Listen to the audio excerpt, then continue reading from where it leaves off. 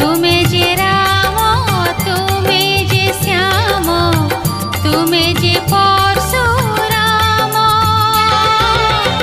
कलि जुगरे दारु शरीरे होइल